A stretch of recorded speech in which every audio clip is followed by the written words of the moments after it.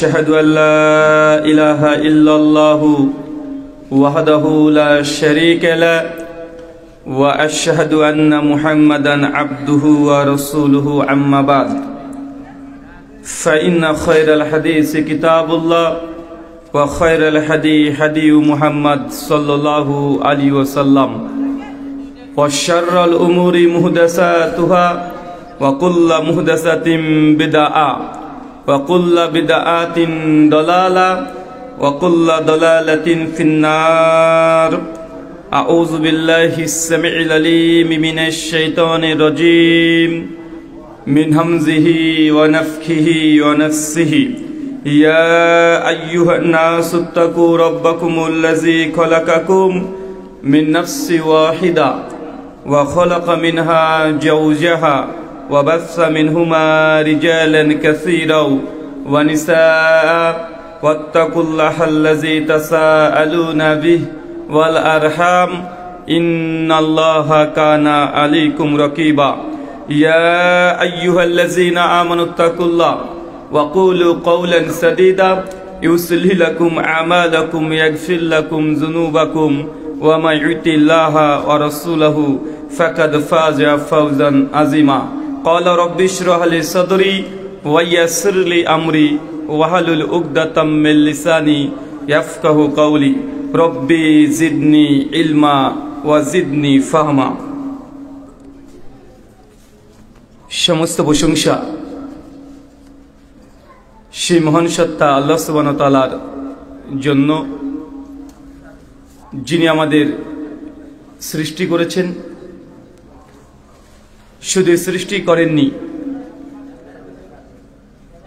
এই সহস্র কোটি মাখলুকাত সৃষ্টি করার পরেও যিনি আমাদের এই মানব জাতিকে সর্বশ্রেষ্ঠ জাতি, সর্বশ্রেষ্ঠ মাখলুকাত এবং সর্বশ্রেষ্ঠ নবী মুহাম্মদে আরবি সাল্লাল্লাহু আলাইহি ওয়াসাল্লামের উম্মত হিসেবে প্রেরণ করেছেন, সেই মহান সত্তা আল্লাহ সুবহানাহু ওয়া তাআলার সংক্ষিপ্ত শুকরে সুজুদ আদায় করি তার নিজেরই শেখানো ভাষা দিয়ে। সকলে এক বাক্যে পড়ি আলহামদুলিল্লাহ। দুনিয়া ও আখিরাত কল্যাণ ফাউন্ডেশনের উদ্যোগে এবং পরিচালনায় আজ তৃতীয় বার্ষিকী আজমুশান ওয়াজ মাহফিল, তারিখ 26শে জানুয়ারি 2025 রবিবার। স্থান চাঁদপুর স্বতন্ত্র ইসলামিয়া ইবতেদিয়া মাদ্রাসা, চাঁদপুর দেবিদ্বার, কুমিল্লা। আজকের এই আলোচনা সভাটিকে সফল করার জন্য যারা সার্বিক দিক থেকে সাহায্য এবং সহযোগিতা করেছেন তাদের প্রত্যেকের নাম স্বতন্ত্রভাবে নিয়ে শুকরিয়া আদায় করা সম্ভব নয়। তারপরেও আজকের এই চলন্ত সভার সভাপতি সাহেব এবং সহ সভাপতি সাহেব, অতিথি এবং বিশেষ অতিথি সহ দূর দূরান্ত থেকে যেসব দিনী ভাই এবং বোনেরা আলোচনা শ্রবণের উদ্দেশ্যে একত্রিত হয়েছেন, পাশাপাশি যারা অর্থ, শ্রম, মেধা, অক্লান্ত পরিশ্রম দিয়ে আজকের এই আলোচনা সভাটিকে সফল করার প্রয়াস করেছেন, আল্লাহ সুবহানাহু ওয়া তাআলা তুমি তাদের প্রত্যেকের নেক নিয়াত এবং নেক আমলগুলোকে কবুল করে নাও। সকলে পড়ি আমিন। মহান সত্তা আল্লাহ সুবহানাহু ওয়া তাআলার কাছে দোয়া, এই প্রার্থনা, আল্লাহ সুবহানাহু ওয়া তাআলা আমরা মানুষ, আমরা কম বেশি ছোট বড় ভুল, ত্রুটি বিচ্যুতি, গুনাহ, পাপ, অন্যায় করে থাকি। আজকের এই আলোচনা সভার উসিলায় আমাদের পেছনের ছোট ছোট গুনাহগুলোকে তুমি ক্ষমা করে দাও। সকলে পড়ি আমিন। সম্মানিত সুধী, বাদ মাগরিব থেকেই বিভিন্ন আলোচক তারা পবিত্র কোরআনুল কারীম এবং হাদিসে মুবারাকা থেকে অনেক গুরুত্বপূর্ণ আলোচনা আপনাদের সামনে পেশ করেছেন। আজকের এই আলোচনা সভার অন্তিম লগ্নে আপনাদের সামনে উপস্থিত হয়েছি একটি নির্দিষ্ট বিষয়ের উপরে কথা বলার জন্য। আজকে যে বিষয়ে গুরুত্বপূর্ণ আলোচনা হবে, আলোচ্য বিষয়, যে আমলে জান্নাতে নবীর সঙ্গী হবেন। কি বললাম বলেন তো? নবীর সঙ্গী হতে চান? কে কে চান না একটু হাত তোলেন তো। উঠে গিয়েছিল অর্ধেক হাত। অতি গুরুত্বপূর্ণ আলোচনা। আমরা প্রত্যেক মুসলিম, এটা আমাদের স্বপ্ন, এটা আকাঙ্ক্ষা যে নবীকে আমরা না দেখেই আনুগত্য করছি, অনুসরণ করছি, তাকে আমরা দুনিয়াতে দেখতে পাইনি, এটা ঠিক। কিন্তু আল্লাহ নবী আলাইহিস সালাম এমন কিছু ইবাদত, এমন কিছু আমল আমাদেরকে বলে গেছেন যে ইবাদত এবং আমলগুলো করলে ইনশাআল্লাহ আমরা জান্নাতে, নবী যখন জান্নাতে থাকবেন তার প্রতিবেশী হিসাবে, তার সঙ্গী হিসাবে আমরা সেখানে অবস্থান করা সৌভাগ্যবান বা সৌভাগ্যবান আমরা সেদিন হতে পারবো ইনশাআল্লাহ। কখনো নিজেকে চিন্তা করেছেন আমরা এমন একজনের আনুগত্য করে অনুসরণ করি যাকে কখনো দুই চোখ দিয়ে আমরা দেখি নাই? কেউ নবীকে দেখেছেন? শুধু তাকে দেখি নাই এমনটাই নয়, যে তার কণ্ঠস্বর যে কেমন, কখনো তার কণ্ঠস্বরও আমরা কেউ শুনি নাই। কেউ শুনেছেন? যার সঙ্গে আমাদের বয়সের দূরত্ব প্রায় 1450 বছর আগে, যিনি দুনিয়াতে এসেছিলেন, মানুষকে দাওয়াত দিয়েছেন, নিজের উপরে অনেক নির্যাতন সহ্য করে তাইফের ময়দানে রক্তাক্ত হয়েছেন, উহুদের প্রান্তে 5খানা তীর নিজের শরীরে বিদ্ধ করে তিনি সাহাবা রাদিয়াল্লাহু আনহুদের সঙ্গে যুদ্ধ জিহাদ করেছেন, দুনিয়ার কোনো ফায়দার জন্য নয়, একটাই উদ্দেশ্য, এই মনুষ্য জাতিকে, মানুষ জাতিকে যেন আল্লাহ সুবহানাহু ওয়া তাআলা অভিমুখী করা যায়, মানুষকে জাহান্নামের পথ থেকে যেন জান্নাতের রাস্তাতে পর্যন্ত নিয়ে যাওয়া যায়। এই জন্য আল্লাহ নবী আলাইহিস সালাম তিনি অনেক প্রচেষ্টা করেছেন, কত গালিগালাজ শুনেছেন, কত নির্যাতিত, নিজের মাতৃভূমি মক্কাকে ত্যাগ করে মদিনায় যেতে হয়েছে। হয়েছে কি হয় নাই? জীবনে যে মানুষটাকে কেউ কোনোদিন আঙ্গুল তুলে কথা বলে নাই, কিন্তু মানুষের পরিত্রাণের জন্য যখন তিনি নিজের কথা বলেছেন, তখন তার বিরুদ্ধে দুনিয়ার সমস্ত শত্রুরা একজোট হয়ে তাকে নিন্দা, সমালোচনা, অস্ত্র সবগুলো ধারণ করেছে কি করে নাই? করেছে। অবাক তখনই মনে হয় যে ব্যক্তিকে আমরা আনুগত্য করে অনুসরণ করি, যাকে আমরা প্রাণীর চাইতে বেশি ভালোবাসি। আমার বাবাকে কেউ যদি একটা বাজে শব্দ বলে, আমার মাকে যদি কেউ খারাপ একটা শব্দ বলে, আমাদের হৃদয় যতটা না ব্যথা পাই, তার চেয়ে আমার নবীকে কেউ যদি বাজে একটা শব্দ ব্যবহার করে, মানে প্রত্যেক মুসলমানের হৃদয় থেকে রক্তক্ষরণ হয় কি হয় না? এটা হচ্ছে ভালোবাসা। না দেখেও যে ভালোবাসা যায়, তার জ্বলন্ত দৃষ্টান্ত আমরা মুসলমানরা, যে নবীকে কখনো দেখি নাই, তার কণ্ঠস্বর কখনো শুনি নাই, তার সঙ্গে বয়সের দূরত্ব প্রায় 1450 বছর। আপনি বাংলাদেশি, তার বাড়ি হচ্ছে মদিনা, যার দূরত্ব প্রায় 7500 কিলোমিটার। এই 7500 কিলোমিটার যার ভাষার সঙ্গে আমাদের ভাষার মিল নেই, তার ভাষা ছিল আরবি, আপনি কিছুই বুঝেন না। আমাদের ভাষা হচ্ছে বাংলা, আমাদের ভাষা তিনি বুঝেন না। তারপরেও এত বছর পরে একটা মানুষকে, পৃথিবীর 180 কোটি মানুষ কিভাবে ভালোবাসতে পারে ভাই? এটা একটা বড় প্রশ্ন আসেন আপনার অন্তরে, একটা প্রশ্ন। আপনি পৃথিবীতে কোনো মানুষকে ভালোবাসেন, ভালোবাসার মানদণ্ড আছে। আপনি ওই ব্যক্তিকে কেন ভালোবাসেন?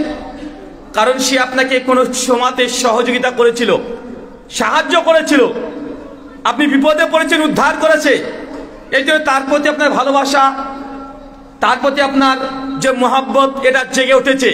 এটা ভালোবাসার একটা কারণ। আল্লাহ নবী কখন আপনাকে সহযোগিতা করেছে? কথা বলেন। দুনিয়াতে কোন সে সহযোগিতা করেছে? কখন আপনাকে অর্থ দিয়েছে, টাকা পয়সা দিয়ে সাহায্য করেছে? না। তারপরে দেখেন আমরা তাকে ভালোবাসি।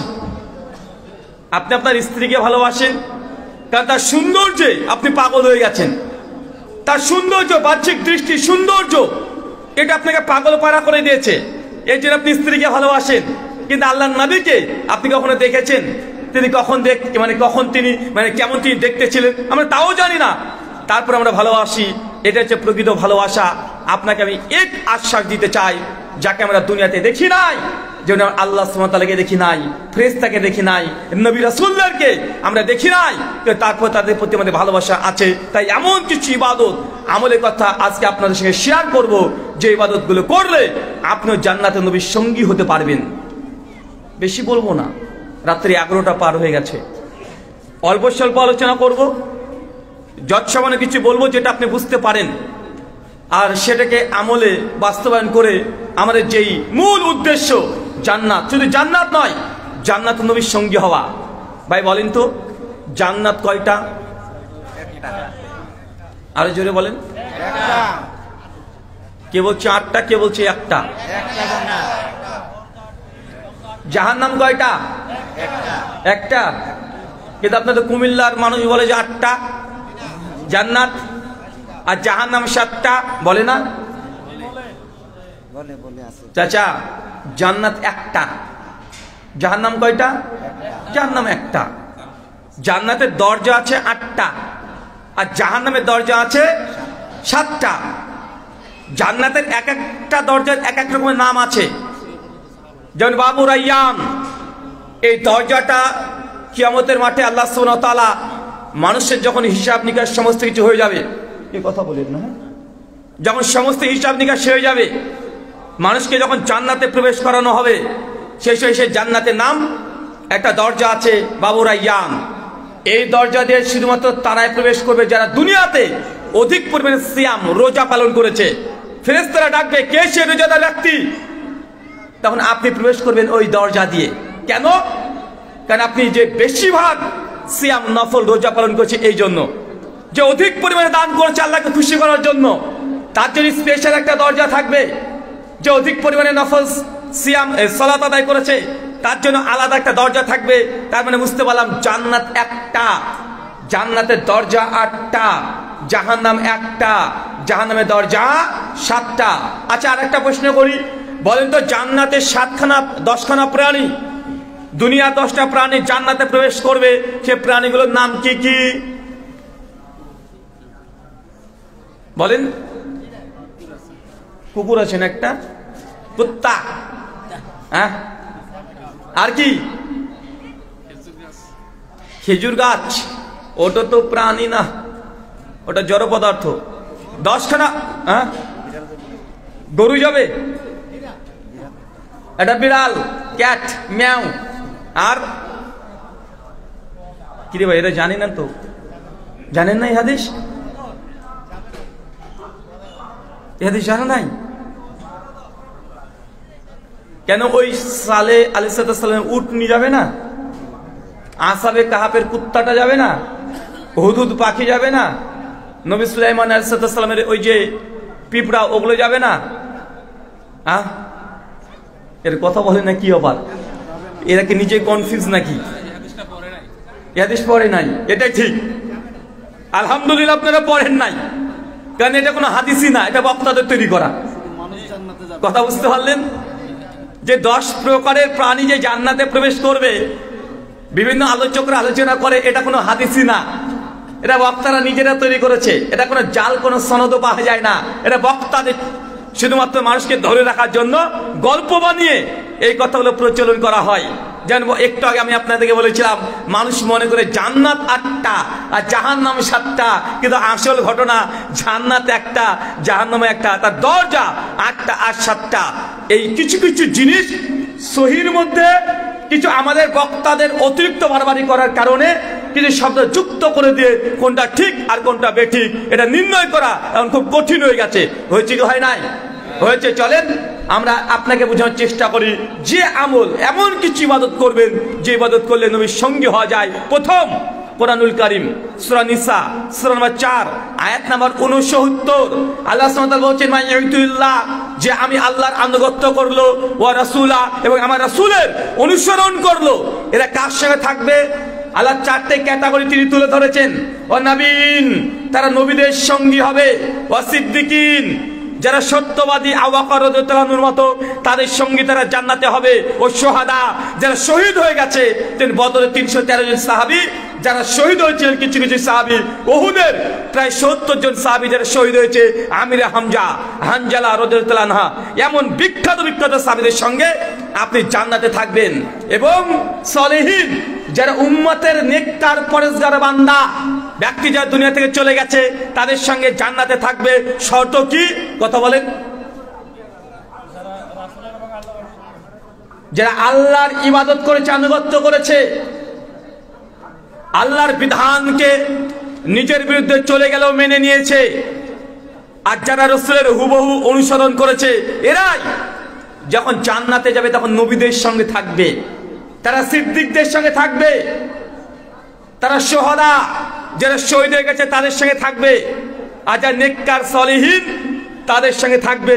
এই সলিহিন কারা বলেন তো? পীর সাহেব, হ্যাঁ, পীর সাহেবরা না, এটা যদি কেউ অর্থ করে যে পীর সাহেব, এটা ভুল হবে না। সলিহিন মানে উম্মতের নেককার পরেশগার বান্দা, কিন্তু এখন কোন পীর এটা নির্দিষ্ট করে বলে দেওয়া যাবে না। তবে হ্যাঁ, এ কথা বলতে পারি ইমাম বুখারী, ইমাম মুসলিম, ইমাম আবু দাউদ, ইমাম তিরমিজি, ইমাম নেসাই, এরা হচ্ছে উম্মতের নেককার পরেশগার, এরা বান্দা, এরা সলিহিনের অন্তর্ভুক্ত। ইমাম আবু হানিফা, ইমাম শাফিঈ, ইমাম মালিক, ইমাম আহমদ ইবনে হাম্বল, এরা হচ্ছে উম্মতের নেককার পরেশগার বান্দা, যারা আল্লাহর আনুগত্য করবে, রাসূলের অনুসরণ করবে। তাদের জন্য এই 4 ক্যাটাগরির আপনি সঙ্গী পাবেন জান্নাতে। এখন বলেন তো, জান্নাতে গিয়েছেন আর জান্নাতে এমন একটা ঘর পেয়েছেন যে নবীর ঘর এটা, তার প্রতিবেশী পাশে আছে আপনার ঘর, কেমন লাগবে? দুনিয়াতে আপনি যাকে দেখেন নাই, যার প্রতিবেশী হওয়ার সৌভাগ্যবান হন নাই, সৌভাগ্য তো পেয়েছে কে? আবু বকর রাদিয়াল্লাহু আনহু, ওমর বিন খাত্তাব, ওসমান বিন আফফান।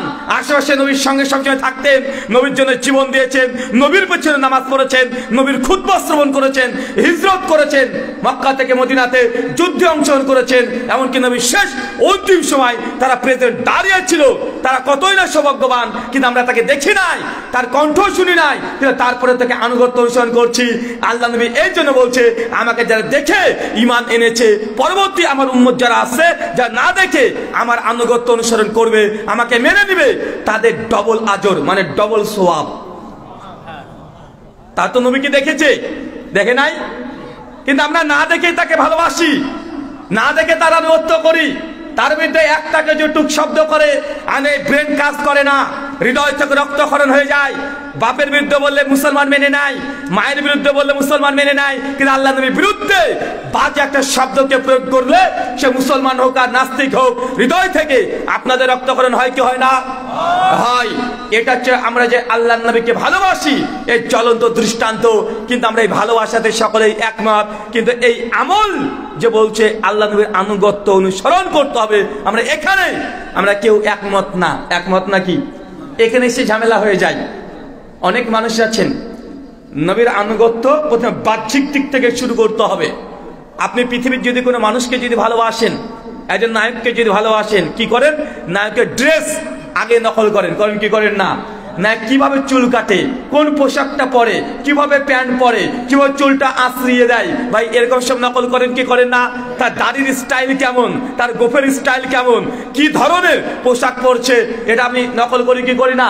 আমরা সকলে নকল করি। কিন্তু আল্লাহ নবীকে আপনি যে ভালোবাসেন, নবীর যে বাহ্যিক সূরত আপনার মধ্যে দেখা যায়। আপনাকে দেখে তো কালমার্ক, লেনিন, স্ট্যালিন এদের মতো মনে হয়, মুখে আপনার দাড়ি কই? জি, নবীর জন্য জান দিতে পারি, কিন্তু দাড়ি রাখতে পারবো না, তাই না ভাইজান? মা যদি বউকে তালাক দিতে বলে, যার প্রশ্ন এসেছে একটু আগে, অভিযোগ টাকা। প্রশ্ন করছেন স্ত্রীকে কি তালাক দেওয়া যাবে? কিন্তু আপনি দাড়ি রাখতে যাচ্ছেন, স্ত্রী দাড়ি রাখতে দিচ্ছে না, না দাড়ি রাখবে না। এই প্রশ্ন আসে না যে হুজুর ওই বউটাকে রাখবো না বাতিল করে দেবো।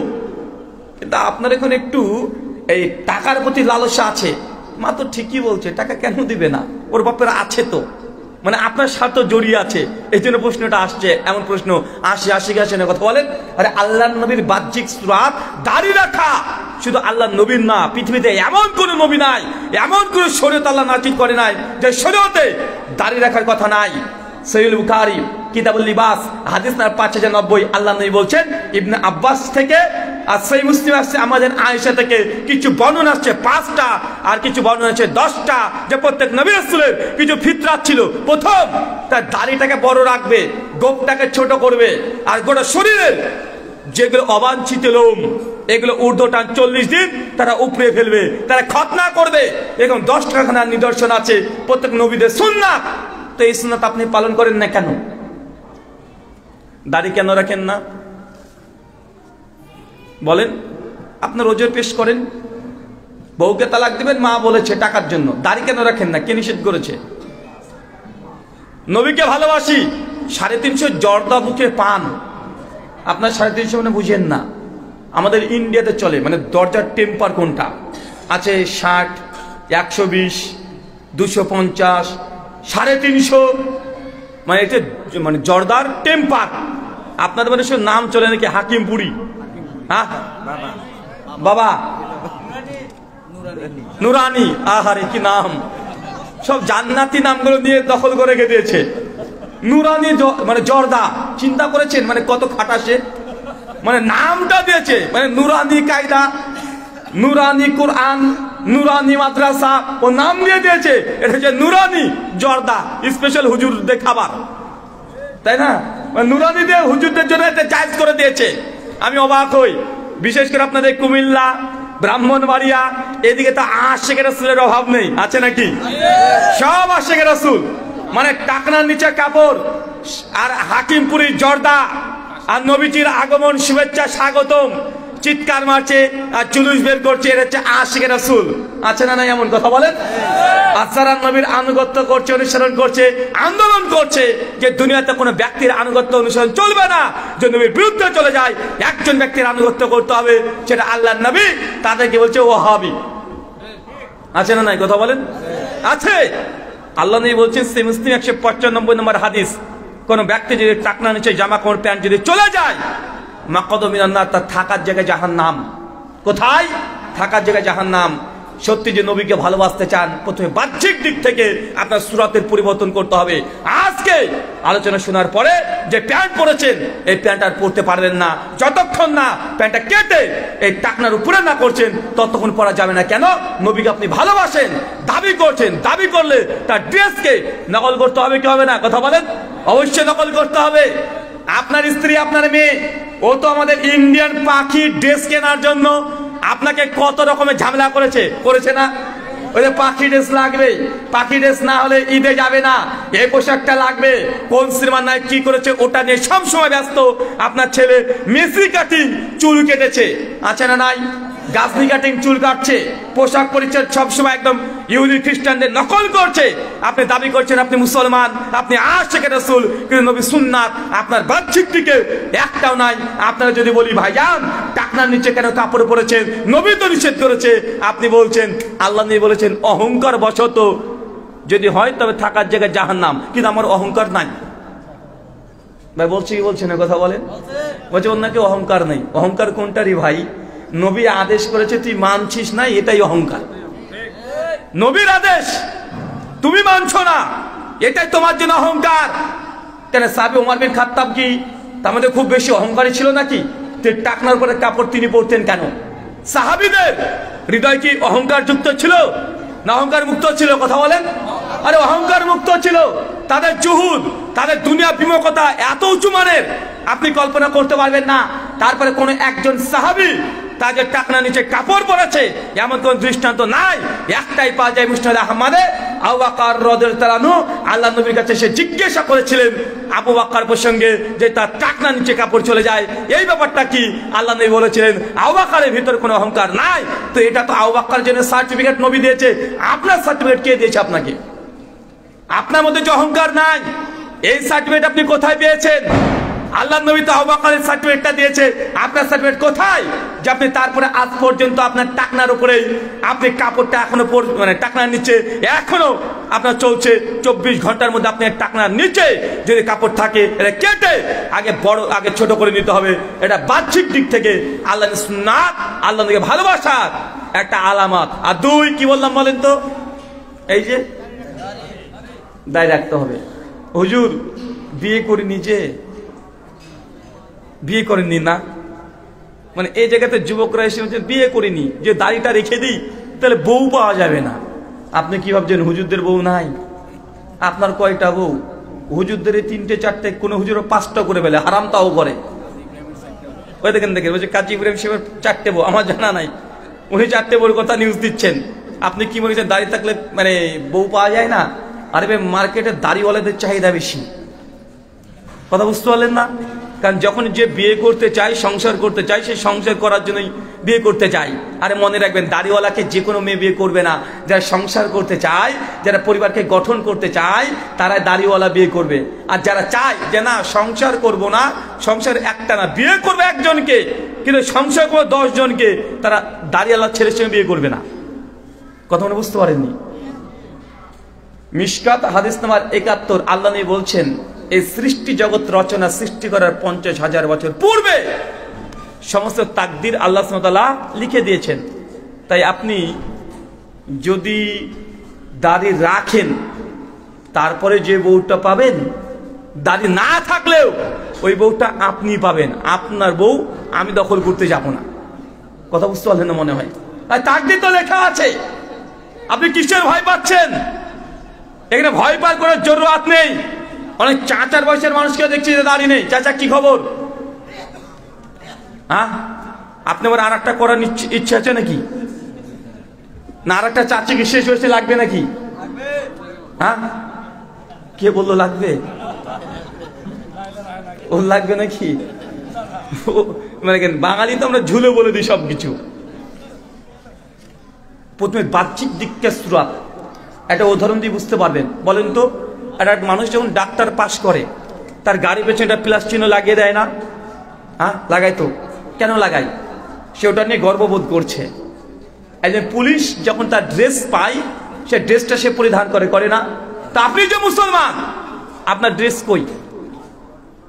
আপনার বাহ্যিক যে আলামত দেখে তো বোঝা যায় না। আল্লাহ সুবহানাহু ওয়া তাআলা শর্ত দিয়ে দিয়েছে, যদি নবীর সঙ্গে জান্নাতি থাকতে চাও, জান্নাতি হতে চাও, নবীর প্রতিবেশী হতে চাও, নবীর আনুগত্য অনুসরণ করতে হবে। সূরা হাশর আয়াত নম্বর ৭, মা আতাকুমুর রাসূলু ফাখুযুহু ওয়া মা নাহাকুম আনহু ফান্তাহু। আমার নবী তোকে যা দেয় তা গ্রহণ করে নাও, যা দেয় নাই সেটাকে বর্জন করে দাও।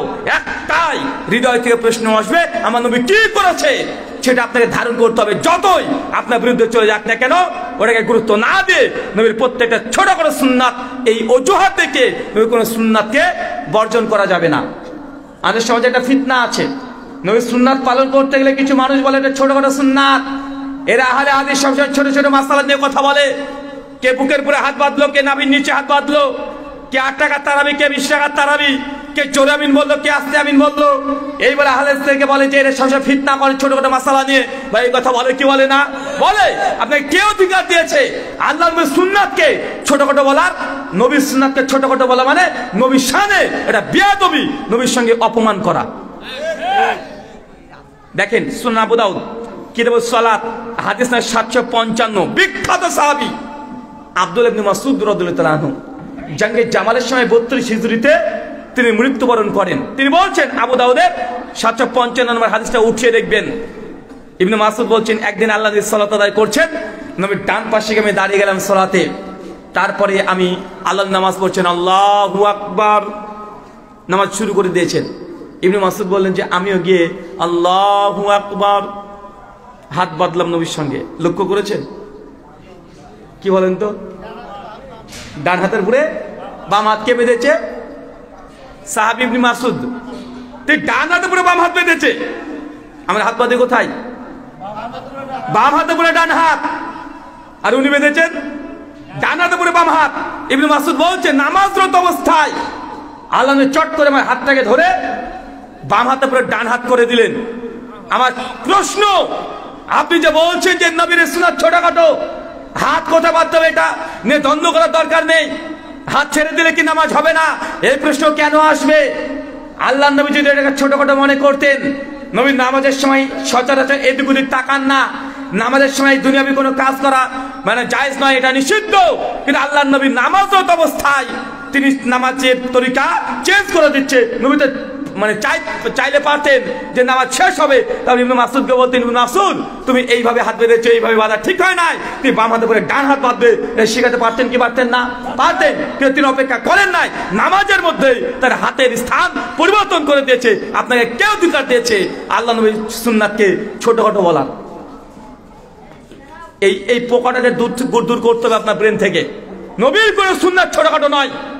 এই ছোট করে সুন্নাত করতে করতে করতে করতে এখন বলছে যে ভাইজান আপনি দাড়ি রাখেন না কেন? বলছে ভাই সুন্নাত নিয়ে কি লাভ? রাষ্ট্র ইসলাম কেমন হয়েছে, তুমি দাড়ি নিয়ে কি করেছো? ভাই এমন কথা বলে না। ওকে যদি বলে ভাই এই যে তুমি মীর জাফরের মতো দাড়ি রেখেছো আর এদিক দিয়ে এদিকে চেঁচেছো কেন? অনেকে আছে না ভাই চাচ্ছে এদিক দিয়ে, কি দরকার রে ভাই চাচার? অনেকে বলছে ভাই এক মুষ্টি পরে দাড়ি রাখতে পারবো কি পারবো না। দাড়ির 4টে মাসালা শুনে নেন। 1, দাড়ি রাখা ফরজ। কি বললাম? হানাফি, শাফি, মালিকি, হাম্বলি সবার ঐক্যমতে দাড়ি রাখা ফরজ। 2, দাড়িকে চেঁচে ক্লিন শেভ করা হারাম। 3, দাড়িকে নিজের গতিতে ছেড়ে দিয়ে বড় করা এটা সুন্নাত। কিন্তু মানুষ মনে করে দাড়ি রাখা সুন্নাত। চাচা, দাড়ি রাখা সুন্নাত না, দাড়িকে বড় করা, ছেড়ে দেওয়া, এটা সুন্নাত। কি বললাম বলেন তো? দাড়ি রাখা কি এজ এ মুসলিম দাড়ি রাখবেন? এটা প্রত্যেক নবীদের ফিতরাত, এটা ফরজ। দাড়িকে চাচা হারাম, আর দাড়িকে নিজের গতিতে ছেড়ে দেওয়া এটা হচ্ছে সুন্নাতে রাসূল। আর দাড়িকে এক মুষ্টির পর রাখতে পারবেন কি পারবেন না, ইয়াং ছোট কাটা জায়েজ না না জায়েজ, এটা নিয়ে উলামাদের মধ্যে মতভেদ আছে। যে অনেক সাহাবীরা তারা এক মুষ্টি পরে কেটেছেন, কিছু সহিহ রিওয়ায়াতে পাওয়া যায়। কিন্তু আমাদের উদ্দেশ্য এটা নয় যে সাহাবীরা কোন আমল করেছে, আমরা দাড়ি কেন রেখেছি। আবু হুরায়রার সুন্নাত হিসাবে, ইবনে আব্বাসের সুন্নাত হিসাবে, ইবনে ওমরের সুন্নাত হিসাবে, না নবীর সুন্নাত হিসাবে? হানাফি, শাফি, মালিকি, হাম্বলি, দেওবন্দি, বেরেলভী, জামাত ইসলামের চরমনাই, এনাদপুরি, জৌনপুরি, রাজারবাগী, ফুলতলি, দেওয়ানবাগী, আটরশি সবাই একমত যে আল্লাহর নবী জীবদ্দশাতে দাড়িতে কোনো দিন কেচি লাগাই নাই। যারাই বলছে দাড়ি কাটা একটু জায়েজ, এদিকে একটু চাচা জায়েজ, নিচে একটু চাচা জায়েজ, তারা বলছে সাহাবীদের আমলের কথা।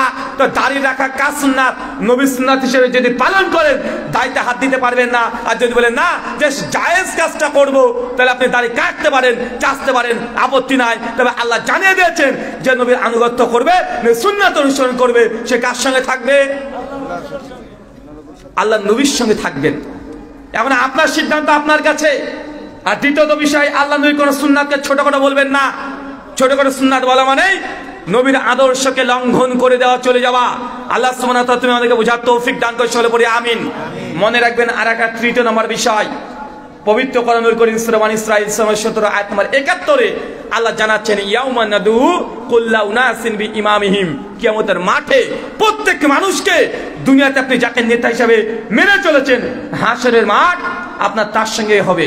দুনিয়াতে যাকে নেতা মেনেছেন, যে চরমনে পীর সাহেবকে নেতা মানেন, কিয়ামতের মাঠে চরমনে পীরের পেছনে উঠবেন। বুঝতে পারলেন না মনে হয়? যদি চরমনায় পীরের সাহেবকে যদি মনে করেন যে তার আনুগত্য করছেন, হাশরের মাঠ আপনার তার সঙ্গেই হবে। যদি আপনি যাকে, যে কোনো জায়গার মানুষকে যদি আপনি আনুগত্য করেন, তার আদর্শকে গ্রহণ করেন, হাশর তার সঙ্গে হবে। আপনি জেনে রাখেন, আমি ভাইদের কাছ থেকে ক্ষমা চেয়ে একটা মিসাল দিচ্ছি, মনে রাখবেন। একজন আহলে হাদিস বাচ্চা ছেলেকে যদি প্রশ্ন করেন যে ভাই নামাজের জোরে আমিন কেন বললেন, ওনার উত্তর কি হবে? কথা বলেন।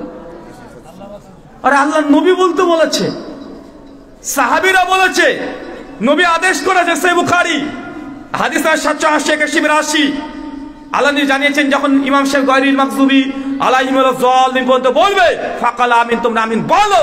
আল্লাহ নবী বলতে বলেছেন, তাই আমরা বলেছি।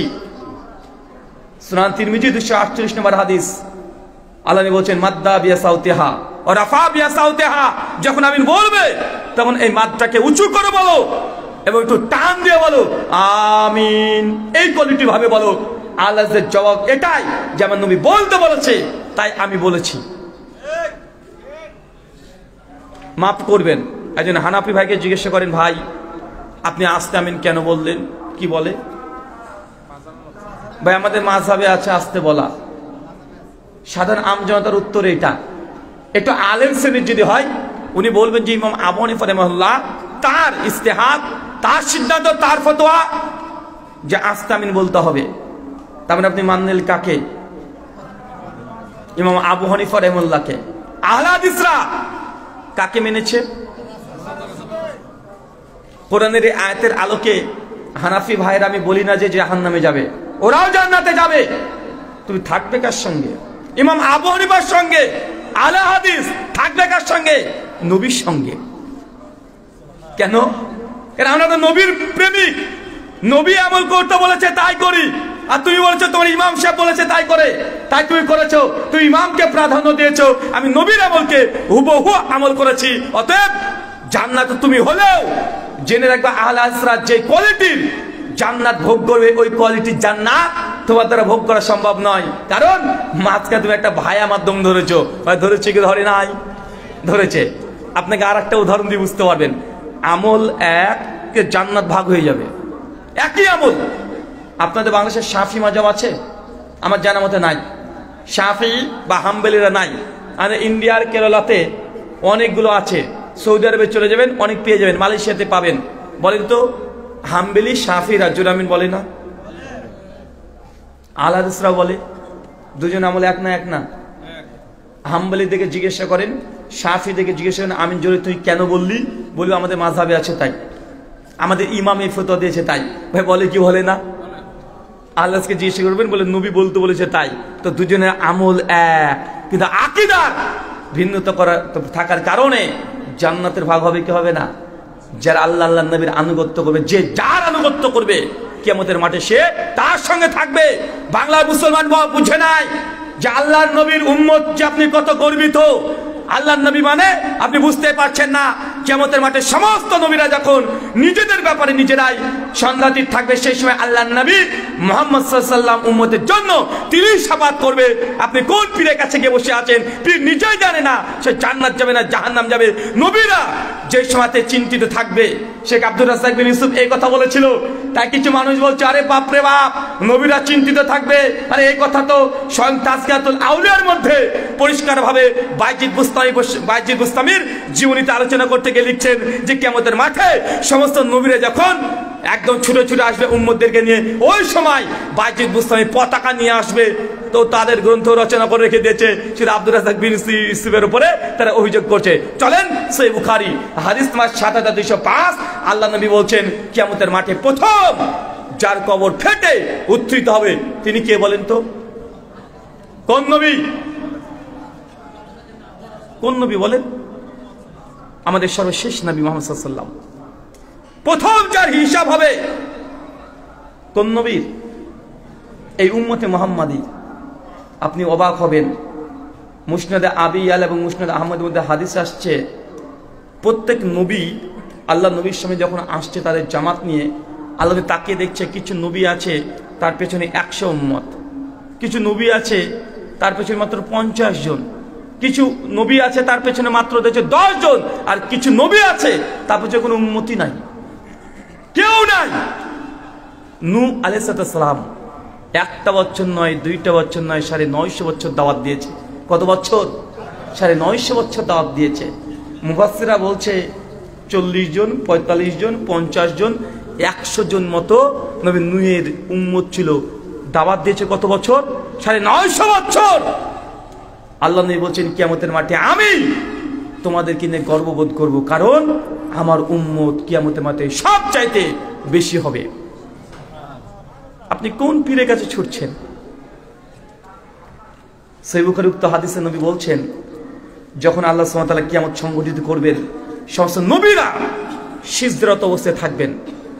আল্লাহ যখন তাদেরকে উত্থিত করবেন, নবী আদম আলাইহিস সালামের উম্মত কম, তার সবাই নবী আদমের দিকে ছুটে চলে যাবে, গিয়ে বলবে, ইয়া আদম আলাইহিস সালাম, আপনি পৃথিবীর প্রথম মানুষ, আল্লাহ আপনাকে নিজ হাত দিয়ে তৈরি করেছে, দুনিয়ার সমস্ত জ্ঞান আল্লাহ আপনাকে দিয়েছে। আজকে আমাদের কি হয়? আজকে আমাদেরকে একটু জান্নাতে যাওয়ার জন্য আপনি সুপারিশ করেন। নবী আদম আলাইহিস সালাম নিজে ওজর পেশ করে বলবে যে আজকে আমার কি হয়? আমি কিয়ামত সেই দিন দুনিয়াতে আল্লাহ সুবহানাহু ওয়া তাআলা আমাকে গাছে গাছে যেতে নিষেধ করেছিল, আমি গিয়েছিলাম। আজকে আল্লাহ যদি আমাকে প্রশ্ন করে আমার কি হয়, আমি শাফাত করতে পারবো না। তোমরা নূহের কাছে চলে যাও। মানুষ সবাই ছুটে ছুটে নূহের কাছে আসবে। নূহ নবী তখন বলবে যে আজকে আমার কি হয়, কারণ আমি আমার সন্তান কেনানকে, আল্লাহকে বলেছি, আল্লাহ আমার সন্তান কেনানকে তুমি নৌকাতে চাপার অধিকার দাও, অনুমতি দাও। আমি ভুল করে আল্লাহর কাছে এই দোয়াটা করেছিলাম, আল্লাহ হয়তোবা এই জন্য তুই রেগে থাকতে পারে, আজকে আমি তোমার জন্য সুপারিশ করতে পারবো না। নবী নূহ তখন বলবে নবী ইব্রাহিমের কাছে যাও। সবাই মিলে নবী ইব্রাহিমের কাছে ছুটে যাবে।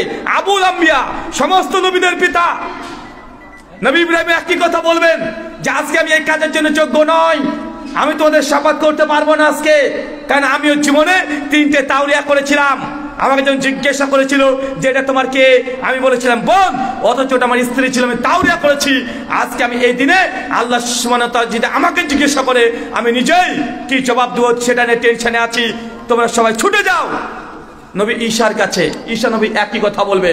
সবাই শেষে যে দেখবি আল্লাহ নবী মুহাম্মদ সাল্লাল্লাহু আলাইহি ওয়াসাল্লাম সিজদারত অবস্থায় আল্লাহ নবী লুটিয়ে পড়ে আছে আর কাঁদো কাঁদো কণ্ঠে বলছে, ইয়া উম্মতি ইয়া উম্মতি ইয়া উম্মতি, হে আল্লাহ আজকে আমার উম্মতের কি হবে, আজকে আমার উম্মতের কি হবে।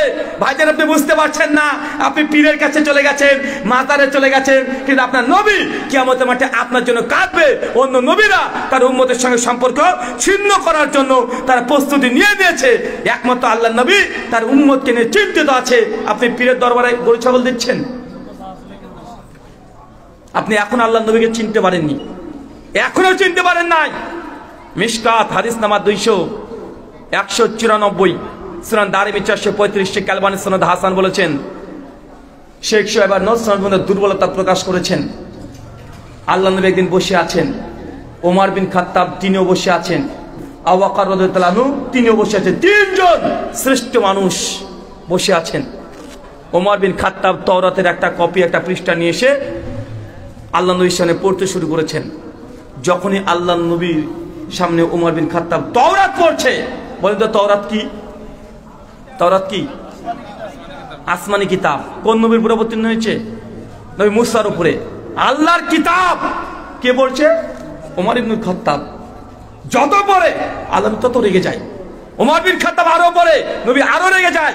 আবু বকর চট করে দাঁড়িয়ে তখন বলছে, ওমর তুই তাওরাত পড়ছো, দেখছো না তো তাওরাতে কেন নবী রাগান্বিত হচ্ছে, তুই তাওরাত পড়া বন্ধ রাখো।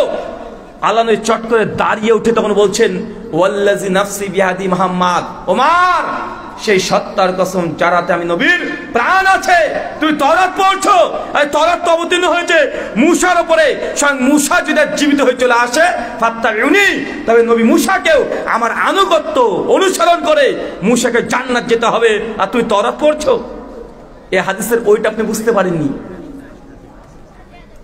এই হাদিসের ওইটা আপনি বুঝতে পারেন নাই। নবী মুসা আলাইহিস সালাম বলছেন, আমাদের নবী বলছেন যদি মুসা জীবিত হয়ে আজকে চলে আসে, তাহলে মুসার জান্নাত নির্ভর করছে কার উপরে? কথা বলেন। আল্লাহ নবীর আনুগত্য অনুসরণের ভেতরেই। মুসা নবী যদি এসে মনে করে যে সে তাওরাতের বিধান মেনে চলবে বা চলতে পারবে, কথা বলেন, কোরআন আসার কারণে তাওরাত, জাবর, ইনজিল তিনটে বাতিল হয়ে গেছে।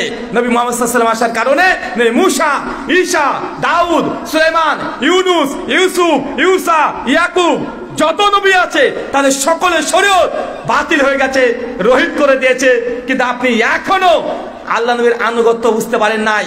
দুনিয়াতে আরেকজন নবী আসবেন, সেই নবীর নাম কি? ঈসা নবী। তার নবুয়ত টাইম শেষ হয়ে গেছে, নবী হিসাবে নয় উম্মত হিসেবে আসবেন। বলেন তো সে কি দিয়ে গোটা বিশ্ব জগতের শাসন পরিচালনা করবে? সেই মুসলিমের হাদিস কিতাবুল ফিতানে আসছে, কোরআন এবং সুন্নাহ দিয়ে গোটা বিশ্বকে তিনি শাসন করবেন। ঈসা নবী যদি মনে করে যে তার অবতীর্ণ গ্রন্থ ইনজিল দিয়ে গোটা বিশ্ব জগৎকে তিনি শাসন করবে, ভাই হবে? কথা বলেন না।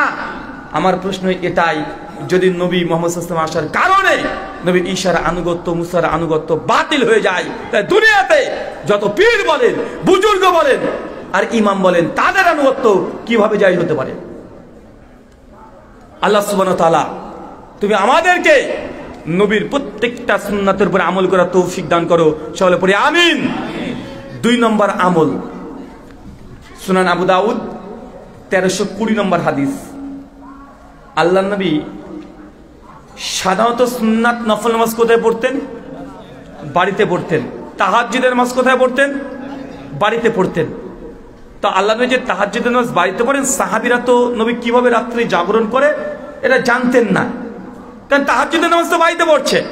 তো অনেক সময় তো অনেক সাহাবীরা নবীর ইবাদত জানার জন্য নবীর সঙ্গে রাত্রিবেলাতে কাটাতেন। একজন সাহাবী এসে আল্লাহ নবীকে বলছেন, রাসূলুল্লাহ আজকে রাত্রিবেলাতে আপনার সঙ্গে থাকতে চাই, আপনার ইবাদতকে আমি দেখতে চাই। আল্লাহ নবী তাকে সঙ্গী করে নিয়েছেন। তা আল্লাহ যখন তাহাজ্জুদের জন্য উঠেছেন, সেই সময় আল্লাহ নবীকে ওই অজুর পানি এগিয়ে দেওয়া, এটা করেছে টাওয়াল দেওয়া, নবীর প্রত্যেকটা কাজ সেই রাত্রিতে ওই সাহাবী এসে শেষে করে দিচ্ছে। আল্লাহ নবী তাহাজ্জুদের সালাত আদায় করার পরে সেই সাহাবীকে জিজ্ঞাসা করছে যে বলো তুমি কি চাও, কি চাও তুমি? তুমি যে আমার খেদমত করেছো, আমি তোমার এই খেদমতে খুশি হয়েছি, তুমি কি চাও?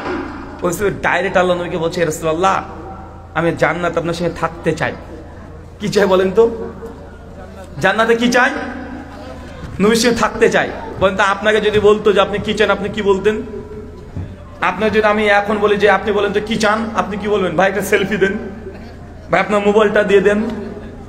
বা শেষে সাহাবীদের বলা উচিত ছিল, আল্লাহ নবী আমি তো খুব গরিব মানুষ, আমাকে 2 বিঘা ওই খেজুর বাগানটা দিয়ে দেন বা 10খানা উট দিয়ে দেন।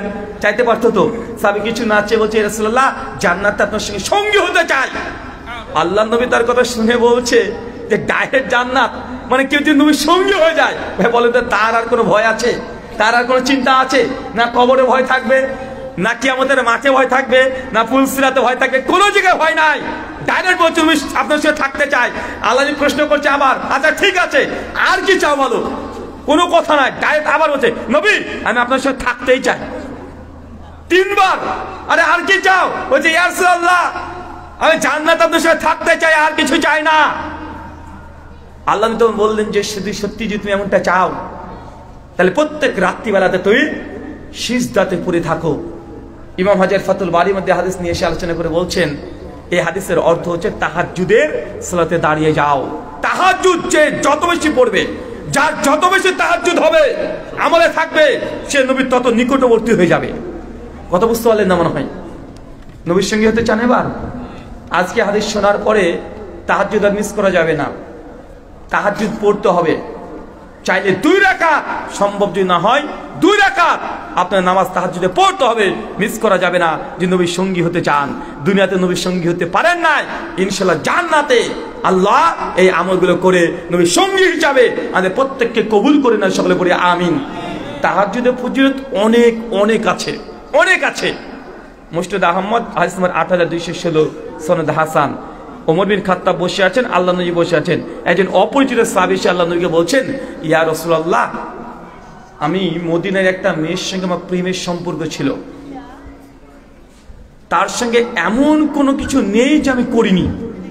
বুঝতে পারছেন একটা ইয়াং ছেলে মেয়ে, মানে এমন কিছু নেই যে করিনি, শুধুমাত্র তার সঙ্গে ফিজিক্যাল রিলেশন, শারীরিক সম্পর্ক, এটা বাদ দিয়ে। যখন এই কথা বলেছে ওমর বিন খাত্তাব সে রেগে গেছেন। আরে কি বলছো নবীর সামনে? তুমি গুনাহ করেছো, পাপ করেছো, নবীকে সে বলছো? তাকে ধমক দিতে শুরু করেছে। ওই সাহাবীর কথার কোনো উত্তর আল্লাহ নবী কোনো কথাই বললেন না। ওই সাহাবী হেঁটে চলে যাচ্ছেন। আল্লাহ নবী কিছুক্ষণ পর তাকে ডাকলেন, ডেকে বলছে তাই শোনো, আজকের পর থেকে রাত্রিবেলাতে আল্লাহর কাছে তাহাজ্জুদে দাঁড়িয়ে তুমি চোখের পানি ফেলতে থাকো। এই হাদিস থেকে মুহাদ্দিসগণ সিদ্ধান্ত দিচ্ছে জিনার কেউ যদি সঙ্গে লিপ্ত থাকে, কি বলেন তো, জিনা, ব্যভিচার, পাপাচার কেউ যদি লিপ্ত থাকে, তাহাজ্জুদ এমন সালাত যে সালাতে জিনার মতো মহাপাপ গুনাহ কাবিরা ধ্বংস করে দিতে পারে। তাহাজ্জুদ সালাতের এটা ফজিলত, সবচেয়ে বড় ফজিলত আপনি নবীর সঙ্গী হবেন।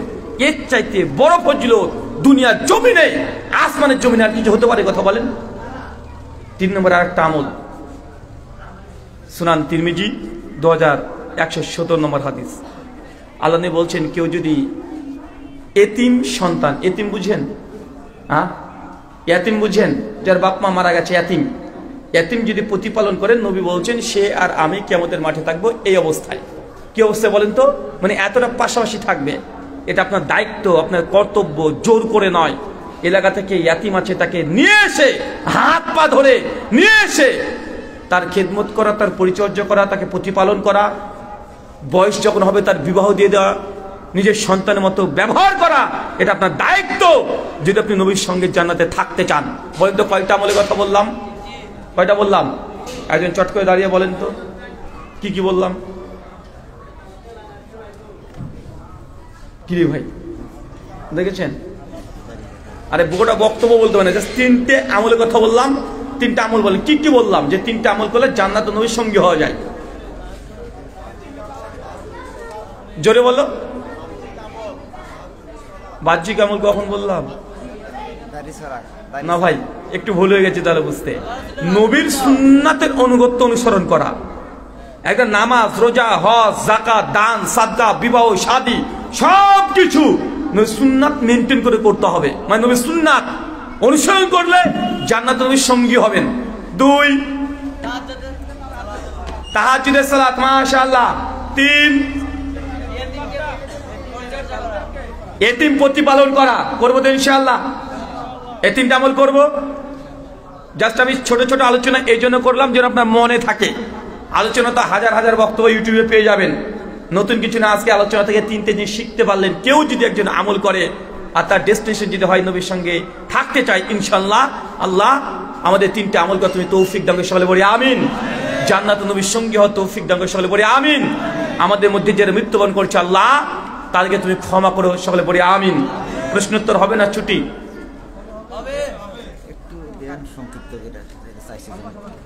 আচ্ছা আচ্ছা আচ্ছা, প্রশ্ন আপনি পড়েন।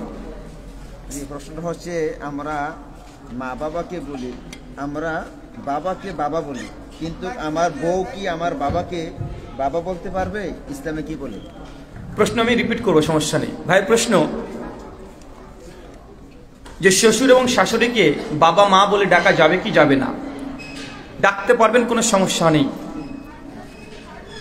সহিহুল বুখারীর যে রেওয়াত আসছে যে তোমার বাবা না তাকে যদি বাবা পরিচয় দাও তাহলে সেটা গুনাহ কাবিরার অন্তর্ভুক্ত, তাই তো? এই হাদিস দ্বারা অর্থ এটা নয় যে কাকে বাহ্যিক দিক থেকে বাবা মা বলে আপনি ডাকতে পারবেন না। যে আপনার নিজের মেয়ে, আপনি মেয়েকে মা বলে ডাকতে পারেন না? মা এদিকে আয়। এলাকায় বাচ্চা ছোট ছেলে আছে, এ ছেলে, এ বাবা আয় বলে ডাকেন না? ডাকছেন, এগুলো কোনো ব্যাপার নয়।